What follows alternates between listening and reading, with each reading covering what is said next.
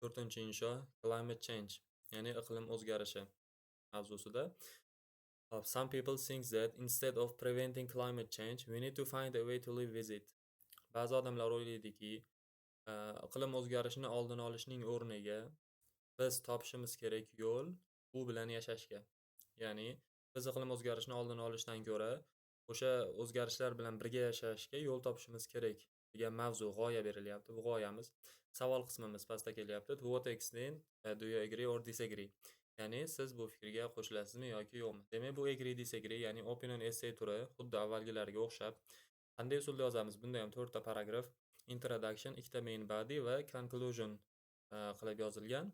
Bunda endi g'oyalarda qanday ketma-ket joylanganiga e'tibor qaratamiz va qanaqa grammatika ishlatilgani va bizga o'sha ingliz tilidagi matnda strukturalarda to'g'ri tarjima qilish mashqi kerak bundan. Ya'ni murakkabroq strukturalarni qanday tarjima qilish kerak, shularni mashq qilamiz ham qanday fikrni ifodalashni o'rgansak bo'ladi. Demak, introduction dan boshlaymiz. Agree disagree turda bilamiz. Introduction hammasida bir xil savolni paraphrase qilib boshqatdan yozamiz va agree mi yo disagree mi, qaysi tarafga qo'shilamiz shuni aytamiz, bo'ldi. Climate change represents a major threat to life on Earth, but some people argue that we need to accept it rather than try to stop it. Demak, iqlim o'zgarishi represent o'zi vakil bo'lmoq degan ma'noni bildiradi, batda keltiradi, ya'ni shunga sabab bo'ladi degan ma'noda chiqarsak bo'ladi. Iqlim o'zgarishi sabab bo'ladi katta xavf, demak, yerdagi hayotga. Ammo ba'zi odamlar tortishadiki, ya'ni fikr qiladiki, biz qabul qilishimiz kerak uni to'xtatishga harakat qilishdan ko'ra, rather than ham dan ko'ra. I completely disagree with this opinion because I believe that we still have time to tackle this issue and reduce the human impact on the Earth's climate. Demak, men bu fikrga to'laqonli qo'shilmayman, noroziman. Chunki ishonamanki, bizda bor vaqt, ya'ni bizda haligacha vaqt bor. Tackle degani muammoni yechish, hal qilish, bir yo'li qilish degani.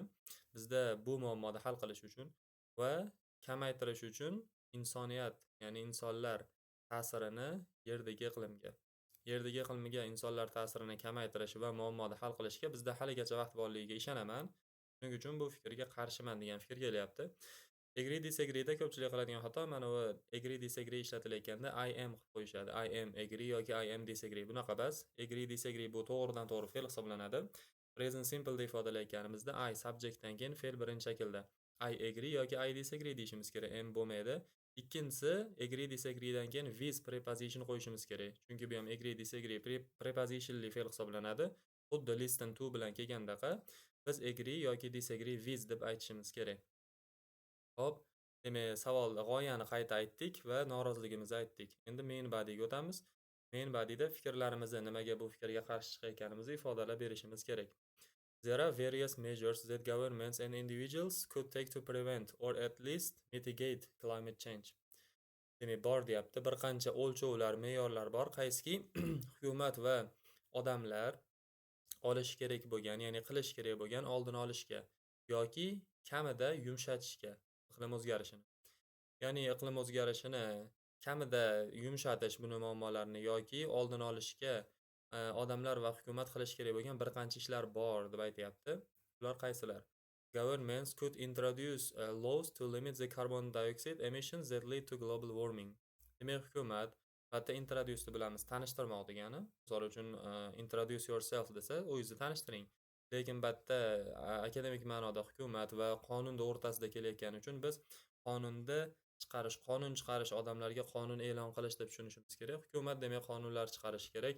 Cheklash uchun karbon dioksid bu karbonat angidrid emission chiqarish, ya'ni karbonat angidrid chiqarishga cheklov qo'yish uchun qonunlar chiqarish kerak. Qaysiki global isishga sabab bo'layotgan. Lead degan o'zi boshlamoq, shunga olib kelish, shunga sabab bo'lish deb tushunsak bo'ladi.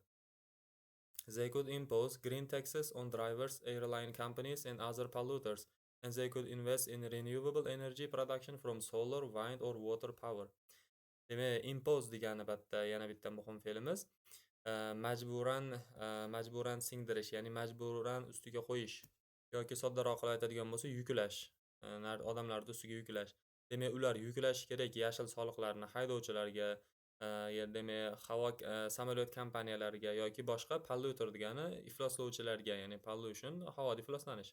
Havoda boshqa ifloslovchilarga sabab bo'layotganlarga soliqlar yuklashi kerak deyapti va ular demak pul kiritishadi qayta tiklanuvchi energiyaga, ya'ni shu energiyani ishlab chiqarishga. Quyoshdan, shamoldan yoki suv quvvatidan. As individuals, we should also try to limit our contribution to climate change by becoming more energy efficient, by flying less, and by using bicycles and public transport. Demak, shaxs sifatida, ya'ni jismoniy oddiy shaxs sifatida biz shuningdek harakat qilishimiz kerak cheklashga, bizni havoda iqlim o'zgarishiga qilayotgan ishlarimizni, ya'ni biz hissa qo'shyapmiz, biz ham sabab bo'lib qolyapmiz.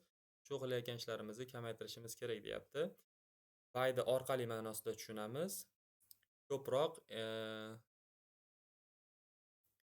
efficient o'zi yetarli ma'nosi bo'lsa, lekin energy efficient deganda energiya tejamkor deb tushunsak bo'ladi. Demak, ko'proq energiya tejamkor bo'lish orqali, yana kamroq uchish orqali samolyotlarda yoki velosipedlardan va jamoat transportlaridan foydalanish orqali. Furthermore, the public can affect the actions of governments by voting for politicians who propose to tackle climate change rather than for those who would prefer to ignore it. Furthermore, bundan tashqari, demak, jamiyat, public degani ijtimoiy yoki jamiyat deb tushunsak bo'ladi. Ta'sir qilishi mumkin, demak, hukumatning harakatlariga.